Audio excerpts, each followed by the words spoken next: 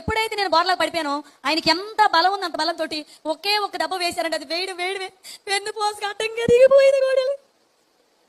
నిజంగా మన దేవుడు గొప్పవాడు కనుక నన్ను బ్రతికించాడు, కానీ లేకపోతే వెన్ను పోసరండి ముక్కలైపోవాల్సింది.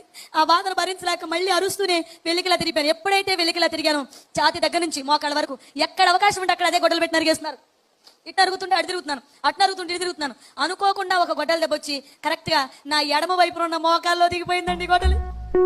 ఎప్పుడైతే గొడ్డలు మోకాల్లో దిగింది ఇంకా భరించలేక అరుస్తూనే కుడివైపు తిరిగిపోయిన వెంటనే ఇంకొక బలమైన దెబ్బ పడింది. అది పడ్డమే కుడివైపు ఉన్న డొక్కలో నుంచి లోపల ఉన్న ఊపిరితిత్తి వరకు వెళ్ళిపోయింది. ఎలా వెళ్ళిందో కానీ తిరిగి లాగుతుంటే గొడ్డలు రావట్లేదు, బట్టలు పట్టేసి. ఇప్పుడు నా పరిస్థితి ఎలా ఉందంటే, మనం కోడిని గనక మెడగోసి ప్రక్కన వదిలేస్తే ఎలా తన్నుకుంటుంది అంతకంటే భయంకరంగా నేను తన్నుకోవడం ప్రారంభించాను. ముఖ్యంగా నాకు కళ్ళు కనపట్లేదు, కళ్ళ నిండా రక్తం పడిపోయింది. ఏం జరుగుతుందో నాకు తెలియదు. ఇల్లంతా అలా కొట్టుకుంటూనే ఉన్నాను. తలుపు దగ్గర ఇటుక రాయి తీసుకుని నా దగ్గరకు వచ్చారు. నా దగ్గరకు వచ్చి నా దగ్గర కూర్చుని ఆ ఇటుక రాయి పెట్టి నా గుండెల మీద కొట్టడం ప్రారంభించారు.